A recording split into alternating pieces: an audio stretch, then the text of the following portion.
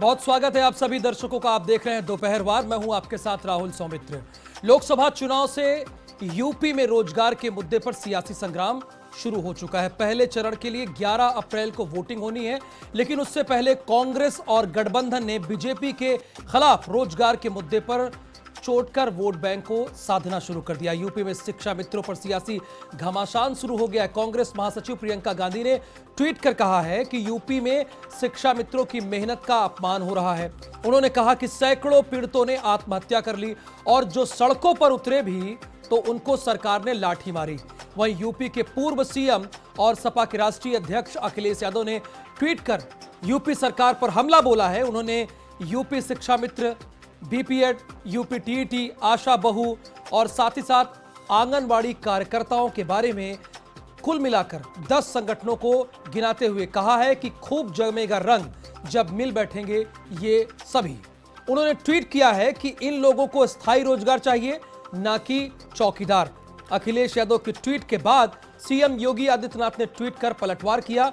CM Yogi Adityanath ने tweet किया, भ्रष्टाचारियों के कुकर्म सामने आ रहे हैं, इन लोगों ने जनता को लूटा है। सीएम योगी ने विपक्ष पर भी बहुत बड़ा हमला बोलते हुए कहा कि चौकीदार से डरकर चोर इकट्ठा हो गए हैं, लेकिन ये लोग कब तक बचेंगे ये बहुत ज्यादा दिन की बात नहीं है। तो आज बहस इसी पर होगी जो रोजगार पर ट्विटर वार हो रहा है।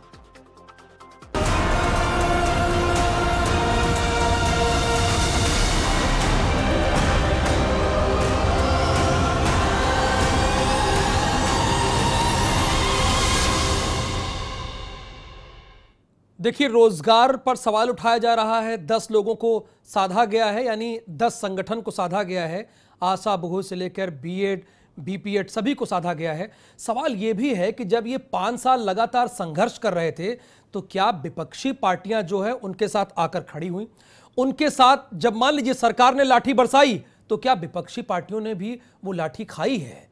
तो आज बहस इसी पर होगी। हमारे साथ तमाम खास मेहमान हैं। भारतीय जनता पार्टी से हैं, कांग्रेस से हैं, आरएलडी से हैं, इन सभी से जानेंगे और समाजवादी पार्टी से भी हैं कि अब आपको क्यों इन सब की याद आ रही। राघवेंद्र सिंह हैं, भारतीय जनता पार्टी के प्रवक्ता हैं। राघवेंद्र जी, आपका बहुत स्वागत। मनोज सिंह काका हैं, समाजवादी पार्टी के प्रवक्ता हैं। मनोज सिंह काका, आपका भी बहुत स्वागत है। हमारे उत्तर प्रदेश के ब्यूरो चीफ हैं वीरेंद्र सिंह, जिन्होंने लगातार 5 साल सरकार की गतिविधि और 2 साल उत्तर प्रदेश सरकार की गतिविधि को बहुत करीब से देखा है। यशवंत सिंह जी हैं, आपका भी बहुत स्वागत। अभिषेक जी हैं, ये आरएलडी के प्रवक्ता हैं। अभिषेक जी, आपका भी बहुत स्वागत। राघवेंद्र जी, शुरुआत में आपसे ही करना चाहूंगा, चूंकि अब जब रोजगार लोगों को देना चाहिए था, उनके दुख दर्द को समझना चाहिए था, तो एक तरफ ट्वीट हो रहा है, दूसरी तरफ रिट्वीट हो रहा है और आप भी ट्वीट के जरिए पलटवार कर रहे हैं। लेकिन आशा बहुओं की, आंगनबाड़ी कार्यकर्ताओं की, बीपीएड, इन तमाम शिक्षा मित्रों की, इनकी समस्याएं तो जस की तस बनी हैं। आप इन 2 सालों में उन्हें गोल गोल घुमाते ही रहे। वो यहां कहते रहे 7 विधानसभा मार्ग पर आकर, यानी आपके दफ्तर पर आकर, कि देखिए हमको कोर्ट से नोटिस मिल गया है लेकिन रोजगार नहीं दे रहे हैं, हमें ज्वाइन नहीं करा रहे हैं। वो तो घूमते रहे ना सर, उनकी समस्या हल हुई क्या? देखिए राहुल जी, भारतीय जनता पार्टी बहुत ही व्यवस्थित रूप से काम कर रही है। जो 10 संगठन इन्होंने गिनाए हैं, सबसे पहले मैं इनको घेरना चाहता हूं। इनकी सरकारें पिछले लगभग 20 सालों में पलट पलट के कभी बहुजन समाज पार्टी की, कभी समाजवादी पार्टी की बनी रही। ये लोग क्या करते रहे? भारतीय जनता पार्टी तो अपना काम कर रही है और निश्चित रूप से अगर थोड़ी कठिनाई आ रही है वो भी दूर की जाएगी।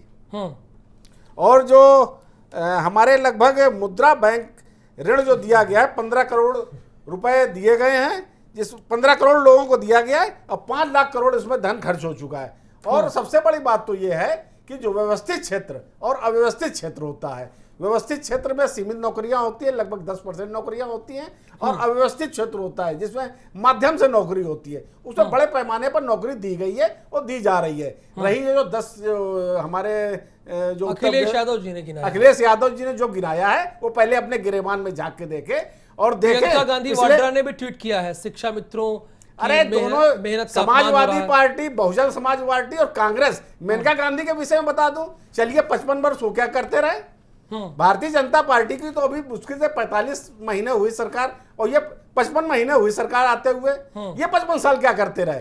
निश्चित रूप से जो देश और प्रदेश में जो नौकरी के रूप में या किसी अन्य क्षेत्र में जो भी अव्यवस्थाएं हैं वो इन्हीं सरकारों के कारण है। भारतीय जनता पार्टी लगातार इस क्षेत्र में प्रयास कर रही है और निश्चित रूप से बेहतर परिणाम सामने आने वाले हैं। आप बहुत अच्छा प्रयास कर रहे हैं, काबिले तारीफ है। तो मैं जनता को क्या रिपोर्ट करूं? जो अखिलेश यादव ने सवाल पूछे हैं 10 पॉइंट, उस पर क्या ये कह दें कि जो पिछली 5 साल की सरकार थी वो खराब थी, हम बेहतर हैं? तो वो तो सवाल उठा रहे हैं ना, ये तो प्रदेश की जनता तो आप ही की है ना, अभी आप शासन कर रहे हैं। तो जवाब आप, जब अखिलेश यादव सवाल उठा रहे हैं तो उनका जवाब देना पड़ेगा ना भाई। या कह देंगे कि आपका कुकर्म था, आपने भ्रष्टाचार किया, ये अगर कहना होता तो आपको सत्ता में क्यों लाते, आपको 325 सीट क्यों देते? राहुल जी, जो अव्यवस्था बनी हुई थी उसको ठीक करने में 1 साल लगे, जो उत्तर प्रदेश में अराजकता थी उसको ठीक करने में 1 साल लगे, जो अराजकता थी, भ्रष्टाचार था उत्तर प्रदेश और केंद्र की सरकार में, उसको बनाने में। लेकिन अब आगे आने वाले समय में निश्चित रूप से इस क्षेत्र में बेहतर परिणाम आने वाले हैं। यशवंत जी, बेहतर परिणाम आने वाले हैं आने वाले समय में।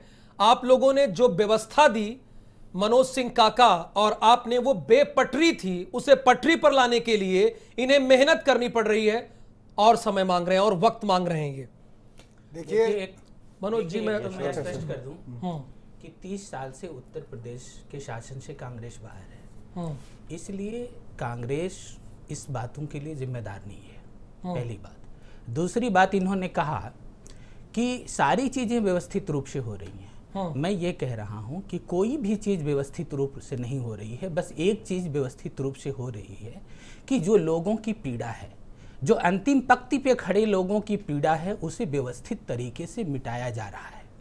और बीजेपी ने इसके अलावा अगर कोई काम किया होता तो रोजगार के मुद्दे पे जब प्रियंका जी ने ये अंतिम पंक्ति पे खड़े जो लोग हैं, इनकी पीड़ा को, इनकी रोजगार को जब उन्होंने ट्विटर के माध्यम से अभिव्यक्ति दी, तो उस पे योगी जी का उस सवाल का जवाब जाना चाहिए कि उस रोजगार को वो किस तरीके से देंगे, उन लोगों की पीड़ा को किस तरीके से वो समझेंगे, वो संवेदनशीलता दिखानी चाहिए थी। लेकिन उन्होंने भ्रष्टाचार और कुकर्म शब्द को उसमें ला दिया।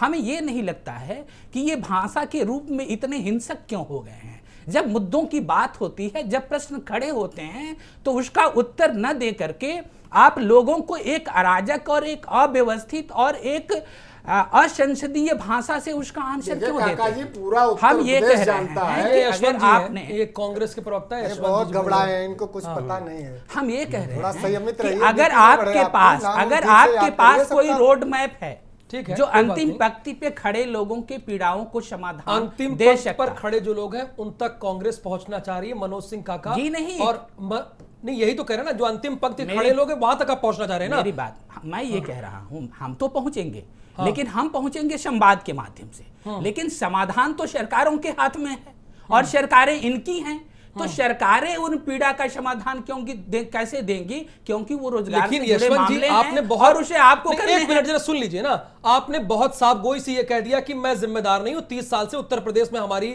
पार्टी सरकार में नहीं है, सत्ता में नहीं है। मुझे ये बताइए, सत्ता में नहीं है तो आपके कार्यकर्ता तो हैं यहां पर, आपने कितने बार आंदोलन किए, कितने बार आशा बहुएं की बात उठाई, आपने कितने बार आंगनबाड़ी कार्यकर्ताओं की बात उठाई? इससे काम नहीं चलेगा ना।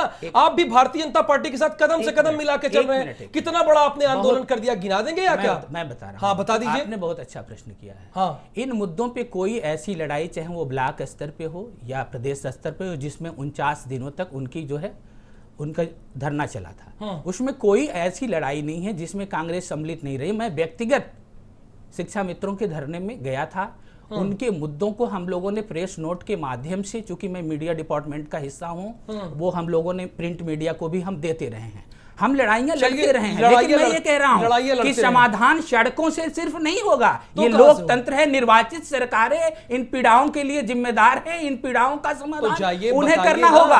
आप हर चीज के लिए सड़क पे उतरना एक मजबूरी है, एक कंपल्सन है, ठीक है, वो ऑप्शन नहीं है। इसलिए सरकारें लोगों को सड़क पे उतरने के लिए जिम्मेदार तो राघवेंद्र जी को होना चाहिए, लेकिन यहां पर जिम्मेदारी किसी और की तय हो गई है। इसी डिबेट के दौरान देखिए आप पर बात आ गई है, आपने दोनों लोगों की बात सुनी, राघवेंद्र जी की बात सुनी, आपने यशवंत जी की सुनी। यशवंत जी ने सीधा पल्ला अपना झाड़ लिया, वो कह रहे हैं कि 30 साल से हमारी सरकार नहीं है तो हम इसमें जिम्मेदार नहीं होते।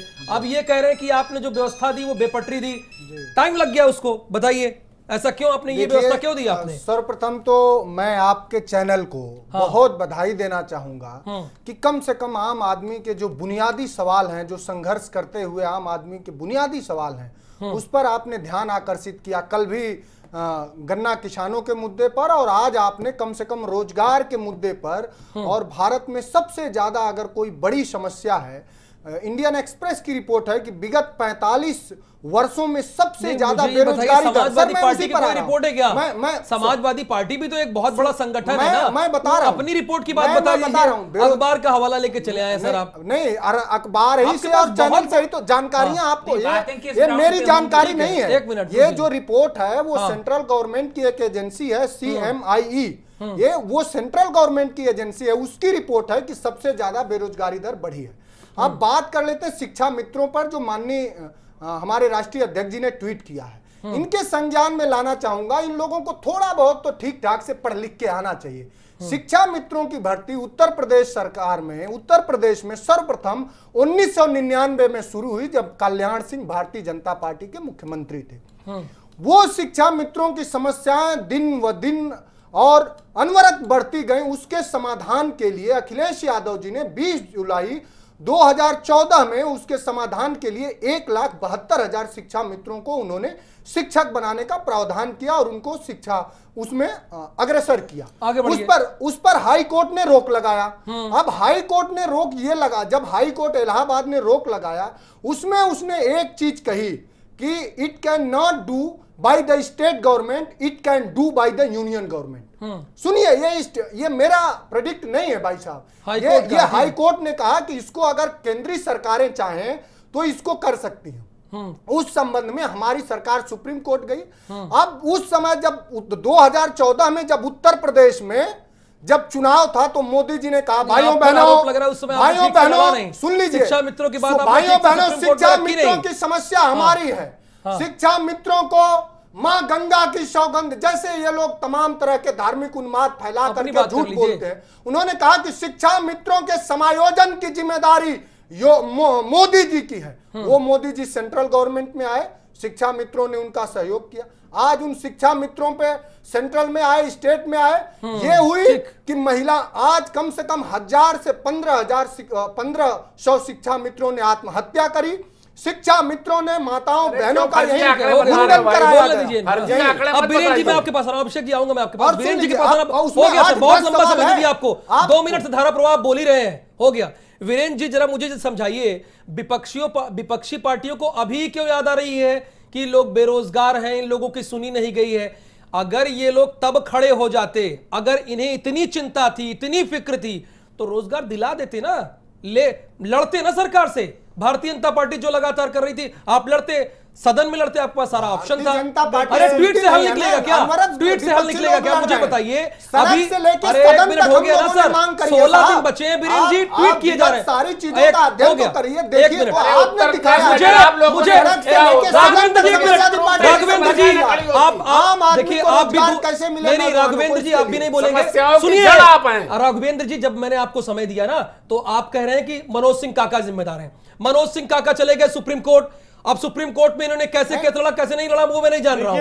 वीरेंद्र जी बताइए, आप जरा क्लियर कीजिए। ये बात हो गया ना, ट्वीट से काम नहीं चलेगा ना, जनता के बीच आना पड़ेगा। मैंने सदन तक हम लोगों ने संघर्ष किया, अनवरत करेंगे। हाँ, एक मिनट सुनते हैं, उसके बाद अभिषेक के पास भी आना है। हो गया समाजवादी पार्टी अंतिम दम तक लड़े। नहीं, यही तो आपको विधानसभा में उठाना था। इसमें जो 10 बिंदु आज अखिलेश यादव जी ने उठाए हैं ट्वीट करके, उसमें से 3 मामले तो ऐसे हैं जिन पर सरकार ने काम कर दिया है। एक तो रसोइयों का मानदेय बढ़ा दिया, नंबर 1 आंगनबाड़ी कार्यकर्तियों का मानदेय 1500 से बढ़ा के 3000 कर चुकी है सरकार। चौकीदारों का मानदेय उन्होंने बढ़ा दिया, सुविधाएं बढ़ा दी। इसी तरह से नहीं, एक और यूपी ग्राम रोजगार सेवक की बात भी मैं कर रहा हूं। 1 रुपया नहीं, देखिए सबसे बड़ा इशू है वो शिक्षा मित्रों का है। 1,71,000 कुछ 100 के करीब 1,72,000 आप कह सकते हैं शिक्षा मित्रों की नौकरी का मामला है।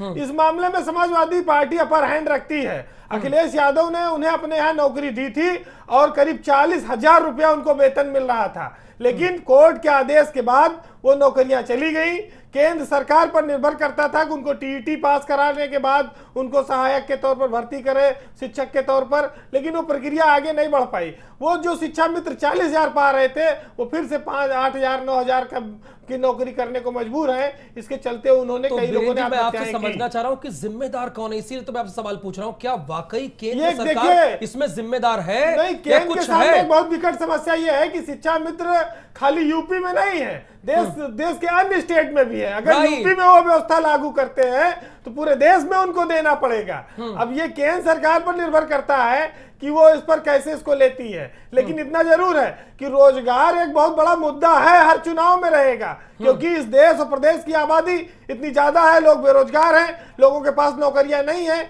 जो नौकरियां हैं उसके लिए लाठी खाना पड़ता है, विधानसभा पे घेराव में लोगों के सर फटते हैं, महिलाएं लाठियां खाती हैं, आंदोलन करना पड़ता है। ठीक है, तो ये दुर्भाग्य है हमारी व्यवस्था का कि जो नौजवान हमारे देश में शिक्षक बनते, वैज्ञानिक बनते, पढ़ के आगे जाते, लोगों आने वाली पीढ़ियों को संवारते, वो लाठियां खाते हैं, नौकरी के लिए आंदोलन करना पड़ता है।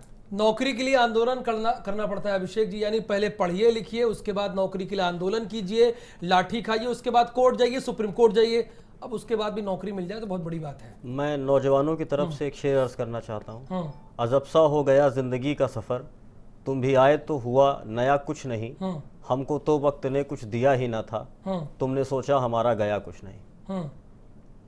मुझे तो सबसे बड़ा ताज्जुब होता है योगी आदित्यनाथ जी की भाषा शैली पर।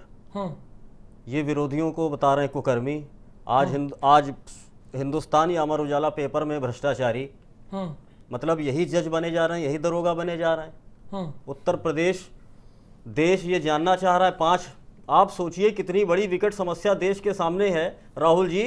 5 एयरपोर्ट प्राइवेट कर दिया, अब एयरपोर्ट अथॉरिटी ऑफ इंडिया उनको रोजगार नहीं देगी। अब जिसको भारत सरकार ने ठेका दे दिया है वो नौकरी देगी। आउटसोर्सिंग की स्थिति देखिए। अगर हम लोग रोजगार पे बात करें तो हम लोग भ्रष्टाचारी हैं।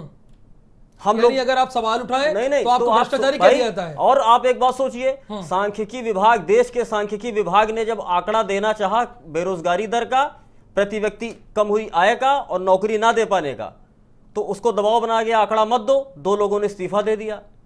ये इस देश में पहली बार हो रहा है, ये मैं नहीं कह रहा हूं। और कल भारतीय जनता पार्टी के बहुत पुराने नेता हैं IB सिंह जी, उन्होंने कहा है 10 लाख पहनने वाला और 10 करोड़ की रैली करने वाला। ये मैं नहीं कह रहा हूं, उनका ट्वीट है। ठीक है राघवेंद्र जी जवाब दीजिए। शीशा देखने तो नहीं सुनिए जरा, शीशा देखने की जरूरत है, आईना दिखाने की जरूरत नहीं है। तो आप भ्रष्टाचारी कह देते हैं, कुकर्मी कह देते हैं। अब सवाल तो उठाएंगे ना, जनता तो आपको इसलिए दी है कि ठीक है बेपटरी थी इसीलिए तो आपको पूर्ण बहुमत दिया ना साहब, आपको 325 दे दिया ना। त्रिपाठी ने क्या किया, वो क्या था, वो कौन था? राहुल जी नहीं, वीरेंद्र जी के सवाल का जवाब दीजिए। वो क्या किया जो संत कबीर नगर में शरद त्रिपाठी ने किया? किसी पे कार्रवाई की गई है, आप लोगों के संज्ञान में होगा, उनके ऊपर कार्रवाई की गई है। किसी के संज्ञान में नहीं। कौन कार्रवाई किया? किसके ऊपर संगठनात्मक कार्रवाई हो रही है। अरे मुकदमा तो लिखा जाएगा, सांसद ने विधायक को मारा, मां बहन की गालियां दी। ऑफिशियल सेक्रेट एक्ट में देखिए अब देखिए हम लोग बात तो कर रहे हैं रोजगार पर, लेकिन थोड़ा सा इसलिए हट रहे हैं चूंकि आपके ही सांसद ने विधायक ये लॉ एंड ऑर्डर है, लगातार जूते मारे ना, वो उन्होंने भंग किया है ना, उस समय सरकारी काम चल रहा था, सरकारी काम में बाधा डाला है, तो ये जानना चाह रहे हैं कि उसको बता दीजिए ना। डीएम कप्तान सब मौजूद। अब वो लोग सवाल करेंगे तो आप भ्रष्टाचारी कह देंगे, कुकर्मी कह देंगे। ये विषय भ्रष्टाचार का नहीं, इसमें बिल्कुल हम राजनीति से हट दूसरी बात कर रहा हूँ, रोजगार की बात कर रहा हूँ। वो कह रहे कि अभिषेक जी कह रहे कि हमको आप भ्रष्टाचारी कह रहे हैं, हम सवाल तो करेंगे ना साहब। भाई अभिषेक जी भ्रष्टाचारी नहीं है, वो उत्तर प्रदेश और देश की जनता जानती है, पूरा देश जानता है, पूरा प्रदेश जानता है कि कौन भ्रष्टाचारी है, कौन भ्रष्टाचारी नहीं है। कौन भ्रष्टाचारी? भाई ये बात सही है, हमारी जो केंद्र की सरकार लगभग 55 महीने हो गई है और उत्तर प्रदेश की 2 साल हो गई है, तो निश्चित रूप से हमारे ऊपर 2 साल और 55 महीने की जिम्मेदारी फिक्स की जाए। इससे पहले की जो सरकारें थी उनकी कोई जिम्मेदारी नहीं थी, उन्होंने जो खराब वातावरण उत्तर प्रदेश और देश का दिया है उसका जिम्मेदार कौन है, मैं पूछना चाहता हूं। मुझे याद है जब यहाँ पर PCS अधिकारियों की भर्ती हुई थी, उसमें 80% यादव लोग थे, एक जात के लोग थे। क्षमा करिएगा, क्यों गलत बोल रहे हो आप? 80 आंकड़ा नहीं है, 80% बोल रहा हूँ। एक आंकड़ा अगर न्यायालय इस तरह का दिखा देंगे तो जो कहेंगे न्यायालय की टिप्पणी है, न्यायालय की टिप्पणी नहीं, आप न्यायालय जाते हैं, आप न्यायालय का आपको तक नहीं पता है। आप इस चैनल के माध्यम से गलत तथ्यों का प्रश्न मत कीजिए, आप गलत बात न करें। कितना झूठ बोलोगे आप? कितना झूठ बोल, आप अध्ययन करके ये तक तो आए नहीं कि शिक्षा मंत्री की नियुक्ति कब शुरू हुई। आप हमें बताओ, आप ट्यूबवेल ऑपरेटर से लेके एसआई तक की पेपर लीक हो गए, आपने कितनी कार्रवाई करी? आपने एक कार्रवाई करी? भाई महोत्सव में रहता है क्या? फिर वही आ गए सफाई महोत्सव, फिर वही आ गए। अब कहां जो बात हो रही है उस पर आप बात करिए। एक मिनट राघवेंद्र जी, आपसे सवाल तो पूछा जाएगा ना। नहीं, आप ये क्यों 55 बात करने लगते हैं? आप भी नहीं कर रहे हैं। पूछा जाएगा ना। एक मिनट राहुल, 2 साल हो गए सीबीआई इस मामले की जांच कर रही, लोकसेवा आयोग में जो भर्तियां हुई हैं, योगी सरकार ने ही उसको रिकमेंड किया था। क्या उसमें एक ही जाति के 80% लेकिन आज तक ये उस अनिरुद्ध यादव को नहीं हटा पाए जो अखिलेश यादव ने जिसको अध्यक्ष बनाया था लोकसेवा आयोग का। ये ईमानदारी की बात करते हैं, सीबीआई जांच हो रही है, क्यों नहीं ये कार्रवाई करते हैं? एक सवाल मेरा, नहीं हो गया, एक सेकंड के लिए, सिर्फ एक सेकंड के लिए बोलिए। ये बताइए, जब इस देश में एयरपोर्ट अथॉरिटी ऑफ इंडिया मौजूद है तो प्राइवेट हाथ में क्यों दिया आपने? चलिए वहां से भी आपने दिया क्यों? नहीं, रोजगार अब कौन देगा? राघवेंद्र जी भाई कौन देगा बताइए? आप देखिए सारी खामियां दिखी, अब अडानी नौकरी देंगे लड़कों को। जिसे नियुक्त किया था क्यों नहीं हटा पाए साहब? अब तो बोल रहे हैं मनोज सिंह काका को घेर रहे हैं यहाँ पर। अब इसका जवाब दीजिए आप। देखिए सरकार अपनी व्यवस्थित रूप से कार्रवाई कर रही है मुझे और निश्चित रूप से इसमें मुझे सरकार के जो मुखिया हैं उन पर 1919 मुकदमे हैं अपराध से लेकर के हत्या कर अरे क्यों भर्जी आंकड़े देते हो भाई? न्याय की उम्मीद कहां कर पाएगा? और आप जैसे झूठ बोलने वाले भाई लोग राजनीतिक प्रवक्ता हैं जिनको न जमीन का पता है, ना आसमान का, ना किसान का, ना नौजवान का। जरा जवाब दीजिए उसका। देखिए आपको खामी नजर आई, आपने एक जाति विशेष का जिक्र किया, जाति विशेष का जिक्र किया आपने, तो उनको हटाया क्यों नहीं? किसी पर भी हो सकते हैं, योगी आदित्यनाथ जी पर भी राजनीतिक मुकदमा। बताइए इसका। इसके तहत वो मुकदमे अरे दिखाए फिर गए कहां थे। भटक गए सर? कहां भटक गए जो मैं पूछ रहा हूं? अगर उन्होंने जाति विशेष के लोगों को नियुक्त किया तो अभी भी पद पर क्यों बने हुए हैं? राघवेंद्र जी मेरा सवाल आप ही से है। देखिए सरकार उनके ऊपर कार्रवाई करने का प्रयास कर रही है और कार्रवाई होगी, निश्चित रूप से समय रहते कार्रवाई होगी। वीरेंद्र जी जनता संतुष्ट हो गई इनकी बात से? देखिए इनके संतुष्ट हो सामने गई? चुनौतियां बहुत हैं। उत्तर प्रदेश जैसे राज्य में जो ये वादा करके आए थे, अभी उस पर खरा उतरना बाकी है। लॉ एंड ऑर्डर के मामले में सरकार, देखिए लखनऊ में कई बार चुनौतियों को उसको सामना करना पड़ता है। कल रात में व्यापारी को गोली मारी गई, महिला का शव टुकड़े टुकड़े करके फेंक दिया गया। उससे पहले देखिए ज्वेलर को लूटा गया और 3 लोगों को गोली मारी गई और 2 मौत हुई उसमें। एक ज्वेलर जो था वो आज भी ट्रामा सेंटर में भर्ती है। लॉ एंड ऑर्डर की राजधानी का है। तो चुनौतियां हैं सरकार के सामने। अब ये उस पर कब काबू पाएंगे, कैसे पाएंगे? बयानों से काबू नहीं पाया जा सकता। बिल्कुल यशवंत जी, बयानों से काबू नहीं पाया जा सकता और सिर्फ ट्वीट से नहीं, ग्राउंड पर उतरना पड़ेगा। यही मैं आपसे कहना चाह रहा था कि जिन पीड़ाओं को प्रियंका जी ने उठाया है, क्या वो पीड़ाएं नहीं हैं हमारे समाज में? क्या वो लोग जो है हमारी छोटी छोटी जो ज़रूरतें हैं, जो हमें एजुकेट करते हैं, हमारी बहनों और माताओं के प्रसव को ऑपरेट करती हैं, तो ये छोटी छोटी जो हमारी ज़रूरतें हैं, जो हमारे जीवन के लिए आवश्यक हैं, क्या इन पीड़ाओं को योगी जी समेट नहीं सकते थे? उसे जगह नहीं दे सकते थे या समाधान नहीं दे सकते थे? 1 मिनट में है मैम। उदारीकरण के नाम पे इस देश के चंद उद्योगपतियों को देश की आधी से ज्यादा संपत्ति दे दी गई, लिक्विड दे दिया गया। पूरे देश का प्राइवेटाइजेशन किया जा रहा है। ये देश कहां जा रहा है? देश की जनता ने 2014 में देश और उत्तर प्रदेश की जनता ने 17 में प्रदेश किसको दे दिया?